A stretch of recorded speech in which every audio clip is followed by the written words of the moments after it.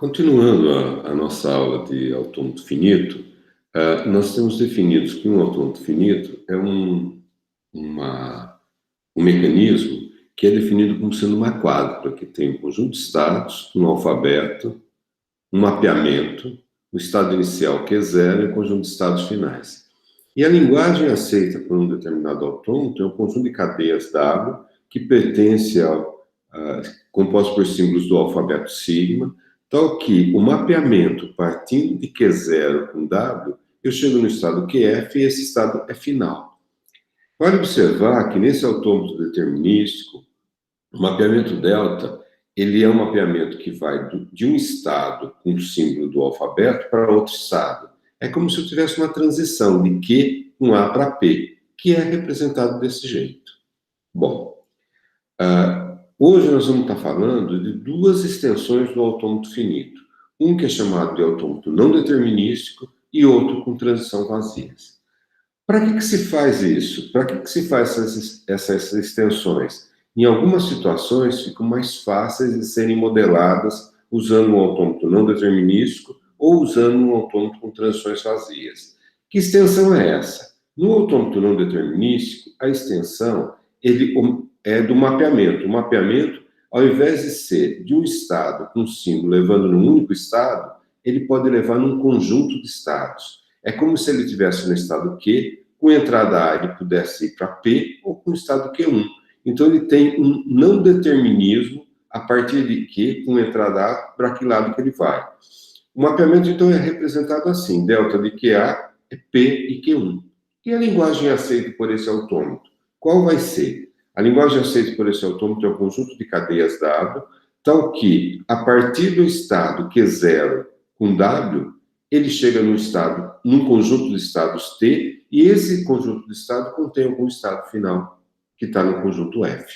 Essa é a diferença. E o autômato com transições vazias? O autômato com transições vazias é um autômato que é escrito do mesmo jeito, só que ele permite, além de ter o símbolo do alfabeto, ele permite também ter a cadeia vazia. Então, ele permite ter alguma coisa assim, Q com Y vai para P, que eu defino desse jeito. E a linguagem aceita por ele é um conjunto W, tal que, a partir de Q0 com W, eu chego num conjunto de estados. E esse conjunto de estados contém algum estado final. Para que eu preciso dessa extensão? Novamente, para você facilitar alguma modelagem de um autômato que eu tenho. O que nós vamos ver agora? Que essas três formas de autômato são equivalentes. Então, a partir de um autômato não determinístico, eu consigo um determinístico. A partir de um autômato com transições vazias, eu consigo também um determinístico. É isso que a gente vai ver. Então, como obter um autômato finito determinístico a partir de um autômato não determinístico? Então, como que eu faço para fazer isso? Então, aqui eu tenho um autômato que ele é não determinístico, porque do estado E1, ele pode ir para E2 ou para E3. O que ele está reconhecendo, esse autômato aqui? Ele está no estado E1, enquanto tiver zero, está aqui. Se tiver 1, pode vir para cá ou vir para cá. Se ele tiver outro 1, ele vem para esse estado final. E aqui, uma sequência de zeros. Então, se eu pegar por esse caminho, ele está reconhecendo uma sequência de zeros, aí um e uma sequência de zeros. Mas ele tem um outro caminho, que é esse caminho que é 1, 0, 1. Então, ele pode ficar numa sequência de zeros, reconhecer um 0, 1 e aí uma sequência de zeros. Então, de uma forma geral, esse autômato ele vai estar reconhecendo uma cadeia que contém zeros, seguido por um 1 ou um 0, 1, e depois uma sequência de zeros. Então, essa modelagem de autômato não determinístico, ele facilita o projeto, porque você pode ter uma cadeia que pode ir por esse caminho ou por esse caminho. Bom, como que eu faço para obter um autômato determinístico? Eu começo assim. Estou no estado E1.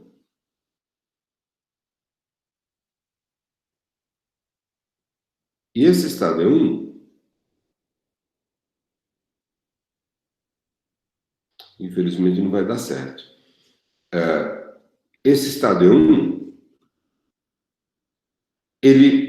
então, do estado E1, com 0, para onde eu vou? Para o estado E1. E com 1, eu posso ir para o estado E2 e E3. Eu coloco um novo estado, que é a composição desses dois. E aí eu continuo com 1. Se ele tivesse em E2, para onde ele iria originalmente? Ele iria para E4. Então aqui ele também vai para E4.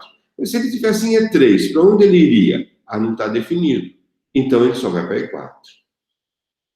E com 0, E2 com 0 não está definido. E E3 com 0 vai para E5. Então aqui ele vai para E5. E5 com 0, originalmente não está definido, mas com 1 vai para E4. E E4 com 0, ele fica em E4. Então, esse é o autômato resultante, determinístico agora, a partir de um autômato não determinístico. Notem vocês que ele reconhece a mesma cadeia, uma sequência de zeros, aí 1, 1, ou 1, 0, 1, e aí uma sequência de zeros. O próximo exemplo, como obter um autômato determinístico a partir de 1 com movimentos vazios? Aqui eu tenho um autômato que notem vocês que ele tem uma transição vazia. Então, de Q1 ele pode ir para Q3, e aí com A ele volta para Q1. Qual é a linguagem que ele está aceitando? Olha, Q1 já é o estado final, então a cadeia vazia é aceita. Mas ele pode ter vazio com A, o próprio A ele ser aceito. Pode ser AA, também é aceito. Agora, se ele tiver um B, ele vai ter que ter um B, uma sequência de As, aí novamente um A, um B, e aí um novo A para ele ser aceito. Para a gente fazer uma obtenção de um autômato determinístico a partir disso, eu tenho que ter um conceito do que a gente chama de fecho vazio.